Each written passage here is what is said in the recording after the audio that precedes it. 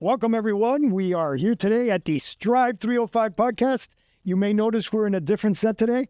That's because our guest today is so tall, he didn't fit in our other studio, so we had to put him here so he could fit and then give him the more relaxed look. Irvans and I are kind of loving this feeling right now. It's very exciting. Isn't it very romantic? I feel romantic.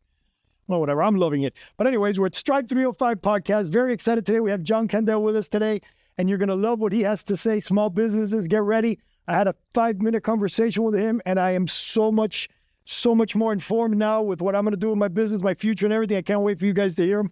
But before we go, let me kick off with our thank yous to our sponsors, Wells Fargo. Thank you for your sponsorship. They sponsor our website. Take the money. And the Strive305 Hub, very important. Mayor Levine Cava. This is her initiative, and she's the one pushing us. And then the man we never mentioned, Manny Sid. Manny doesn't like to say his name, so we just say it. Like, very humble. So or Manny Sid or Sid Man. Say it for him. And then, of course, the young man you met today, which I'm sorry, I tried to get you in here without having to meet him. The owner, Graham Miller and Michael Miller. Graham Miller here. Thank you to them for the beautiful studio we have here today. And backup studio, because this is our backup. This is our backup studio. I love it. Not too shabby, though. I like this better.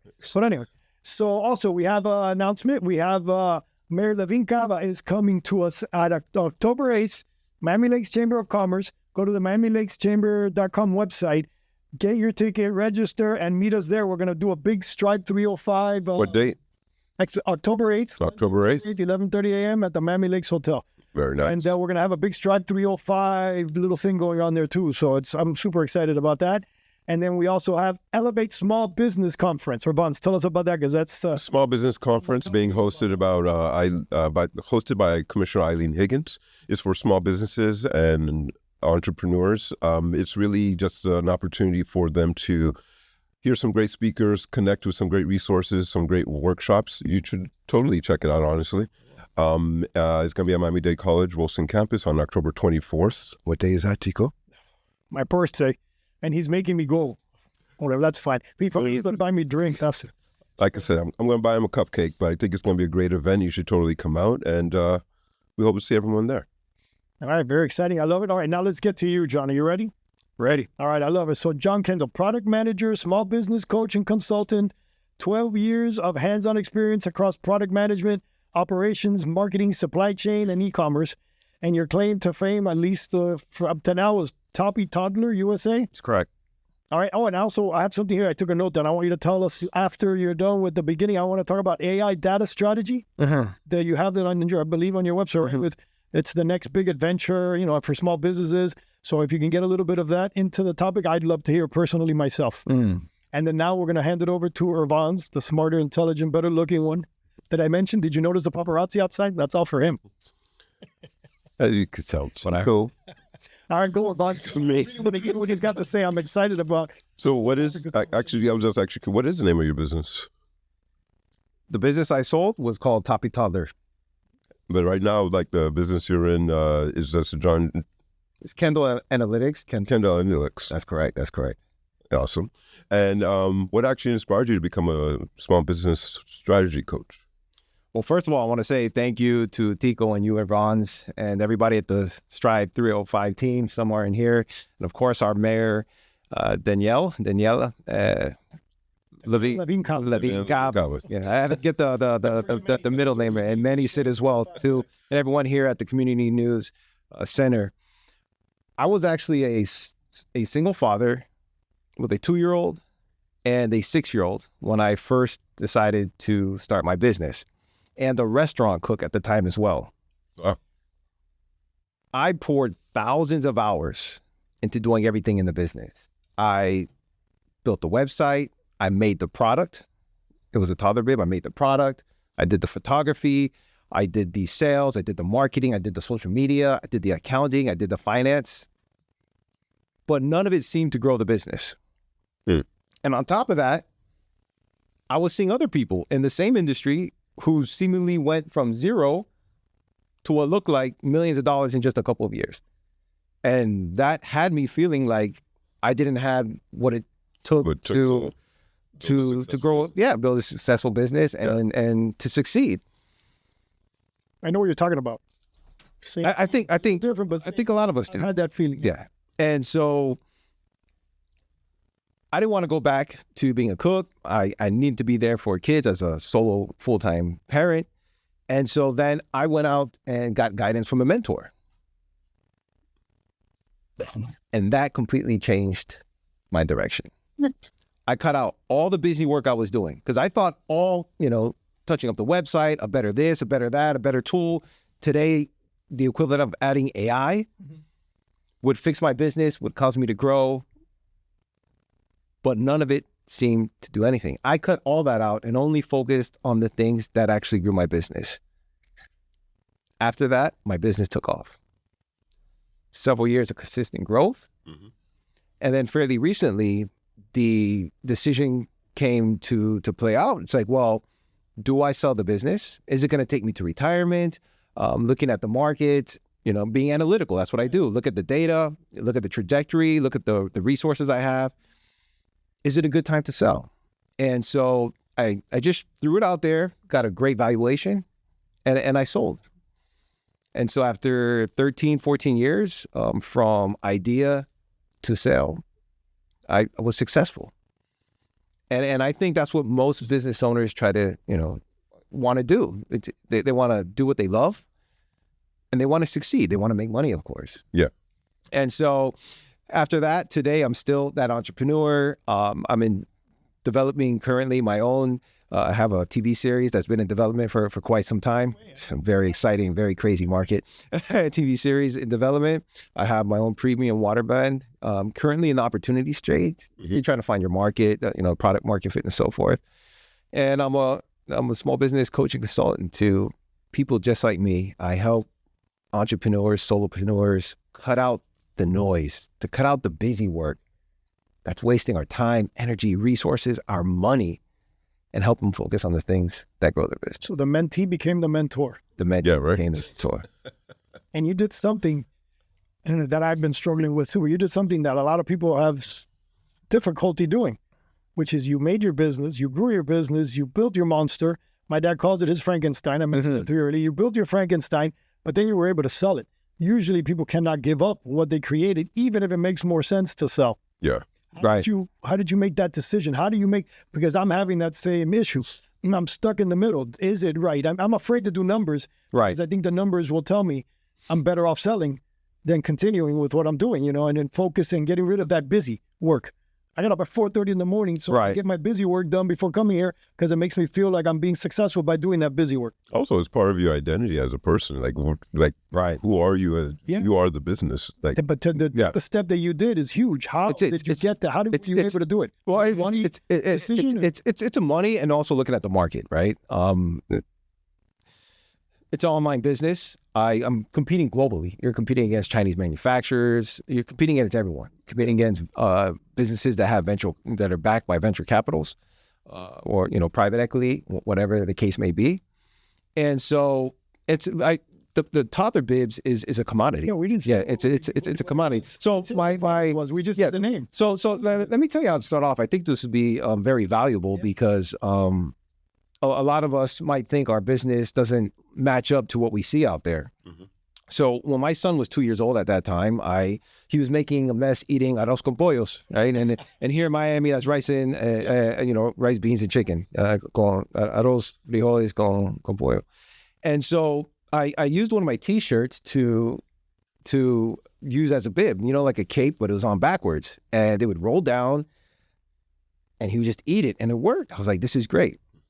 Now, remember, at that time, none of this stuff existed that we sell on Amazon. None of this stuff existed. It was just the basic baby bibs.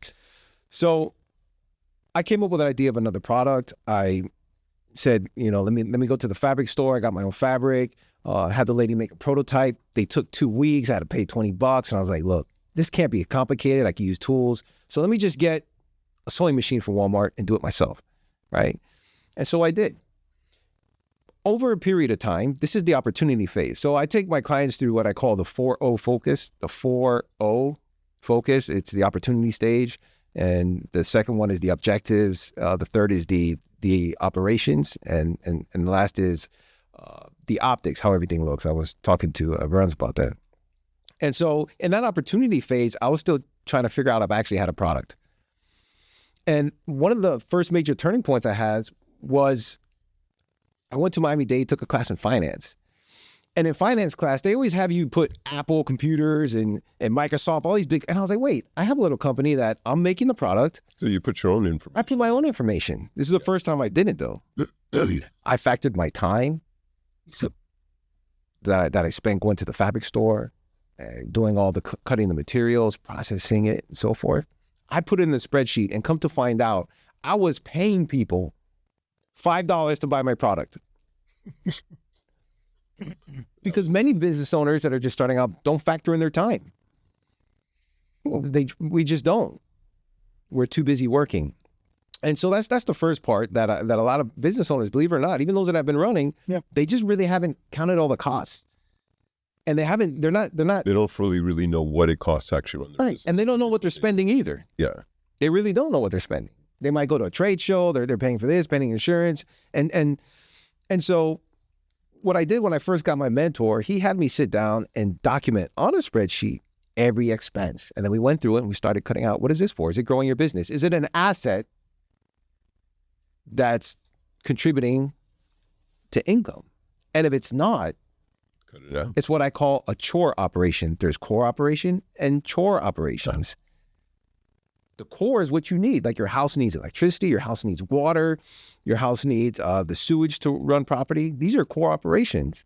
The chores support those. You got to clean up, do stuff to help maintain. Financial management is a core operation of our business.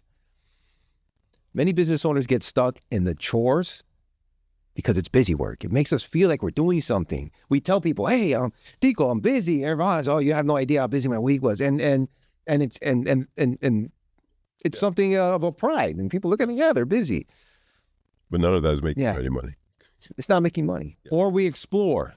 That's another operation. We want to look for the newest tool, the newest AI tool, which is, even though I offer it now, I tell people, hey, relax a little bit. Chill out. Get your core operations set, because core operations are all systems. All of them. Get that set, and then you apply AI. And that's what you do. So I want to jump to answer your question. Business took off. I had my market. It went from parents to noticing that certain people are buying multiple bibs. And then I was like, wait, these are daycare centers? And I changed all my marketing now. This is the opportunity. My opportunity went from parents to daycare centers now. Parents still bought, but you have to find that niche. Daycare centers, it's recurring revenue. And volume. Reoccurring revenue and volume, right? And we were the only manufacturer of topper bibs in the United States that actually give them the option to buy the colors they want. So we found the niche, and I recommend everyone has heard it, niche down, because then you can really serve your market. And that took off. We got calls from hospitals, the Children's Hospital, called CHOP, Children's Hospital of Philadelphia, custom-made bibs for them. Franchises, the military child development centers. We were USA made, so we fit that bill. And so this guy from West Kendall here in Miami with this little idea of a T-shirt grew into a company that's supplying military child development centers, children's hospitals, when I cut out the busy work and focused on what really mattered and grew my business. And so as Amazon grew, everybody knows Amazon grew over the years. To answer your question, I'm looking at the competition. Amazon is changing now internally as far as the relationship with sellers. They have their own products. There's a consolidation of businesses. The private equity and venture capitalists are buying businesses.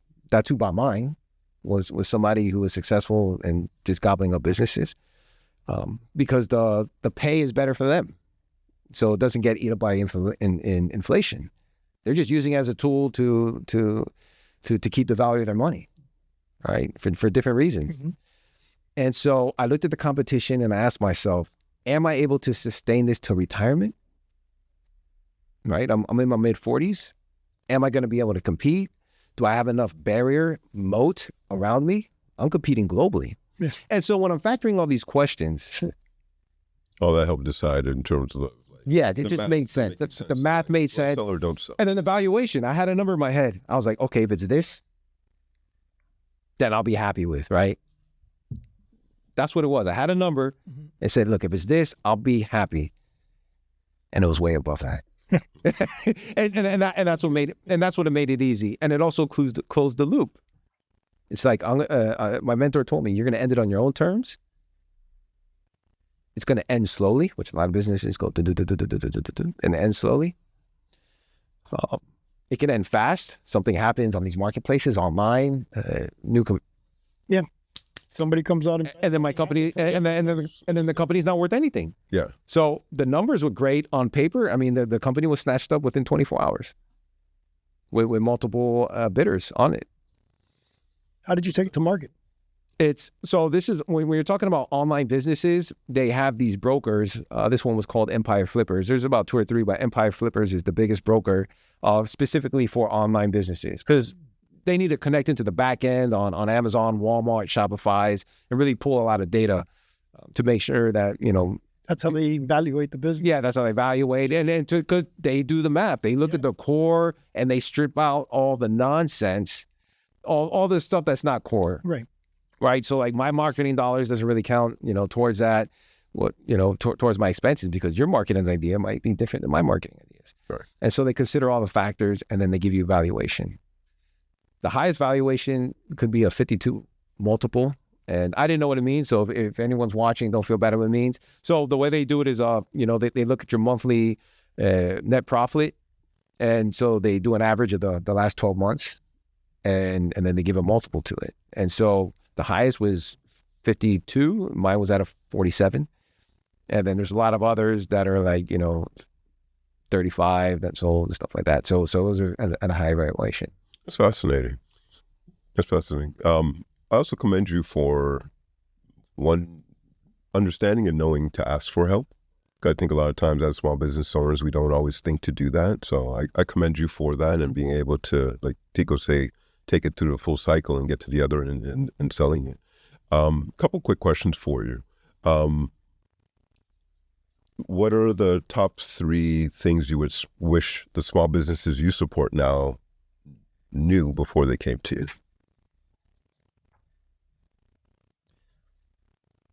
Number 1, you got to know yourself. I like certain kind of energy drinks, and as a business owner, they need to know they have a compulsion, a good one, which is to work. And that compulsion to want to work, to want to do, to want to use your hands, they need to know they have that. Because although it's good to get the work done, it's not building the business. A business is an entity in itself. And we want to just make ourselves a component of that entity. I had to make myself a paid person within that entity. If I was to hire myself, if I was to hire someone in my position, what would I pay them? I paid myself as someone who sold when I first started. I had to figure those costs. So they needed to know themselves. Number 2, keep your ears and eyes open. There's value everywhere. When you own a business, everyone has ideas and they come tell you stuff and they're like, hey, have you thought about this? And be able to recognize it. Yeah. And a lot of it's nonsense. They're like, you're going to want to bite your tongue and just be like, I thought of that. I thought of that. But they're not. So I listen a lot. When clients come, I listen because I don't know. I don't know where they're at. I don't know the circumstance. I don't know what their life, is at home. All that matters. And so number 2 is keep your ears open more than you talk. I'm talking a lot now because I'm on a podcast. My son has told me stuff. I almost fired my employee. My son has told me stuff because the whole batch was wrong. I had like thousands and thousands of dollars, like bad reviews because they put 2 of the same buttons on the bibs and it couldn't close and just bad. And I just ran it by him. I said, hey, what do you think? And he was like 6 years old. And he goes, at this time, and he goes, no, you should be nice. And everybody makes mistakes because I was heated. It's your business. Yes. I was heated, and he brought me back to reality. He never made the mistake again. And so that number 2 is keep your ears open. I look at everywhere. If cameras weren't here, I'm looking all around the room. I'm looking at this. I'm looking at books, because you're feeding your brain data, and our brains are wonderful, and it would do stuff on its own. Ideas come from all different kinds of places. Information. Keep your eyes and ears open. Number 2, and number 3. It's going to be hard and messy, and that's okay. I mean, look at this now. This is the first time that you're in this room because of, whatever, because I'm here. It's a special occasion. You were a technical difficulty. But things happen, and it's part of the process. And you never know what's going to become of it. When my guy messed up, I always wanted to change from a 5-pack to a 4-pack because of the numbers, to get it below $20. But always been scared to, because I have to pull all my inventory out of the warehouses from Walmart. And with that mistake, everything blew up anyways. It blew up, so I had to recall it. You see what I'm saying? Yeah. And it increased production by 25%.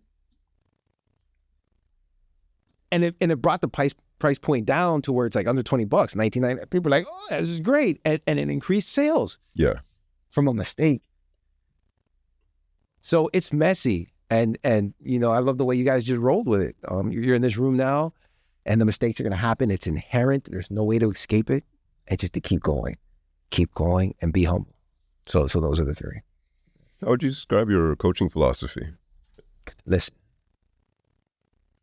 I've had coaches, or even taking some courses, and it's just immediate advice. I even hesitate to give advice here, but I have to, say something.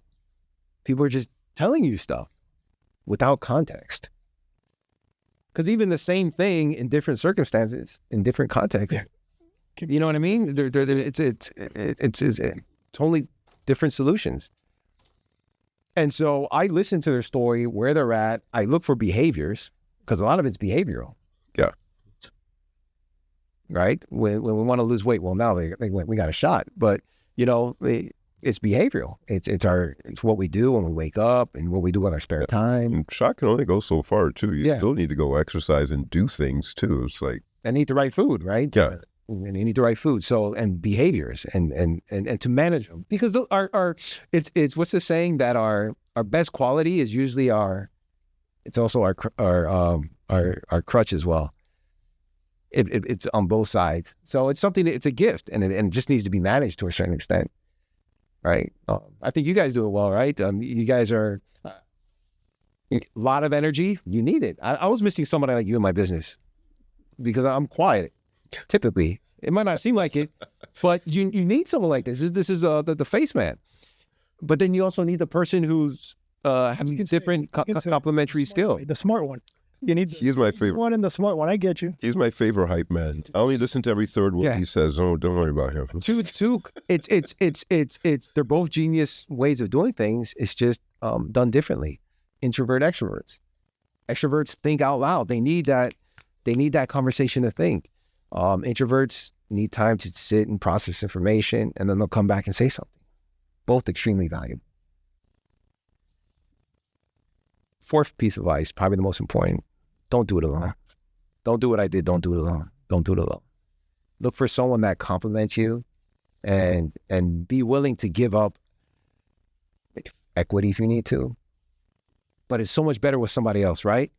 It's so much better. Yes. Irvans had to give up airtime to have me here with him. And same with me. Yes, much better. I had to do this alone. I would have already quit. Yeah, I probably wouldn't have done it either. But listening to him, I'm listening. Did you notice? I have barely spoken because I'm listening to him. And you're inspiring me, because I told you got me at the right time, because I'm dealing with everything that you've talked about and everything that you're saying. One of the biggest things that you kept insinuating but didn't actually say is fear. Fear is the thing that stops everything. Yeah. And the fact that you did what you did with 2 young kids, single father, that right there, you beat fear. And I'm sure your mentor came along and helped you with that one, because the fear of failure, you can't afford to fail. I have 2 kids. I can't. I should stay here and be a cook. The fear of, losing all your money. And then when you were going to sell, the fear, is it the right time? Is it the wrong time? All that. all the fears what usually stops all of that from happening. And then everything that you've been saying now about, I think and not do it alone. And I have someone there that's sitting there waiting to help, but I try to do it all on myself and just try to manage everything. And again, you killed me with the chores comment and doing the chores, because I think that's what I'm doing. I'm getting up at 4 a.m. to go do my chores before coming here to do the podcast, to then run back and do more chores. Where I used to have it that I had people doing all that work, and it had me, I wouldn't be here right now if it wasn't for the people I had before, helping me and having the help. Now they had to go, they moved on, because usually I bring in people to teach them and put them in a better position. And right now I decided I'm just going to do it on my own, because I don't need somebody else. And it's the biggest mistake I've made in a long time. Right. Because I'm losing it. But you see, God gives you what you need, and put them in this chair in the more comfortable type of position. Over there, maybe I would have taken you for granted in the old studio, because it's, repetitive. But having you sitting here, like if we're in our living room talking, you have become my secret mentor, secret coach, and I'm not paying you for it, so don't even think about it. So don't send me a bill, because I got it for free. I'm going to run the podcast. That's important. Like, he's being humble, right? I think you've been in business longer than I have. I think you've been in business, the family business, quite a while, and he's still listening. I mean, look at that, right? And he's listening. It doesn't matter, who. You should commend yourself for that.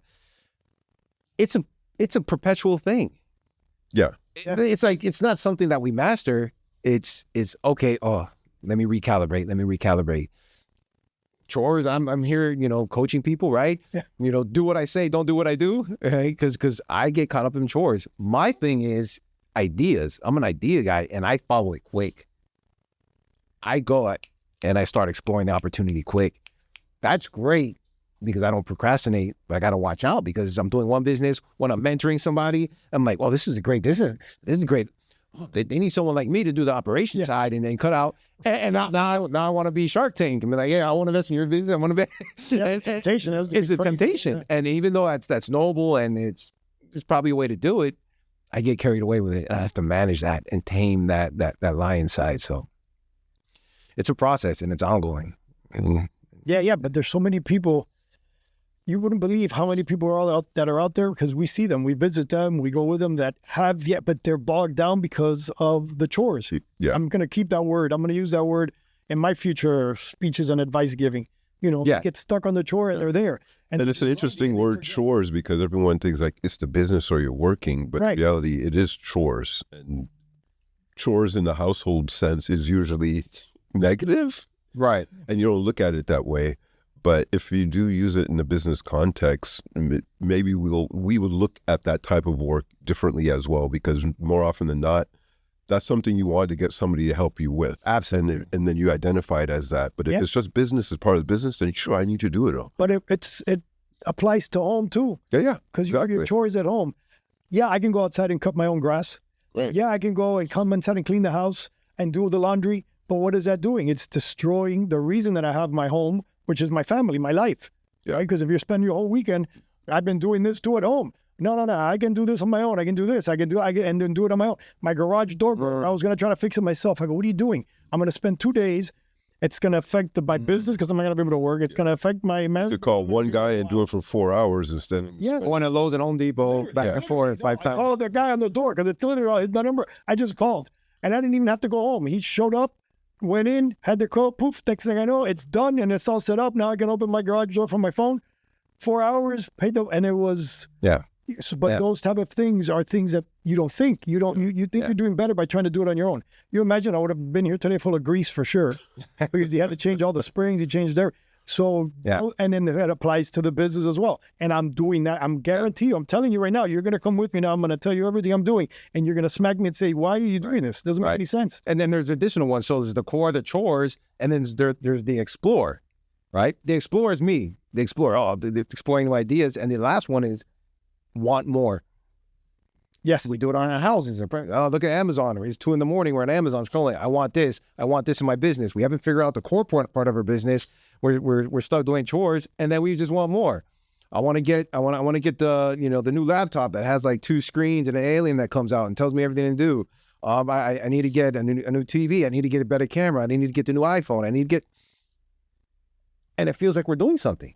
We're spending. It looks nice. We tell people. They look at us nice, and they go, "That's very nice. That's very nice." And it's not growing our business. It's actually taking money. Because you're getting it before you Yeah, even. and I know someone personally who, you know, that's not me. The want more. I default, you know, just to exploring and doing everything myself, jack of all trades. But yeah, that one drains a lot of finances. The chores drains time. The want more drains money. Yeah. And see, expensive. you know what I like about this studio? The other one, it's like a little clock, right? And I'm responsible for it. But in this one, we got that big giant thing over there. You see what it says? Big countdown What clock. does it say right there? Zero. Zero. Zero. That makes me Get too much. pastime. Yeah. And any minute now, Alex will start throwing stuff at me. Our producer, he will throw things at me if I don't end it. But I knew this conversation was going to be That's good. great. And I don't want it to stop, but we have to or we'll get in trouble. John, thank you so much. A pleasure. Tell everybody about you and how to find you. So that, Yeah, how do we find because you? if not, they're not going to know how to get How do on. we It's find my your name on the sources? screen. My name's on the screen. It's johnkendale.com, JOHNKENDALE.com. All right. Yeah, that's perfect.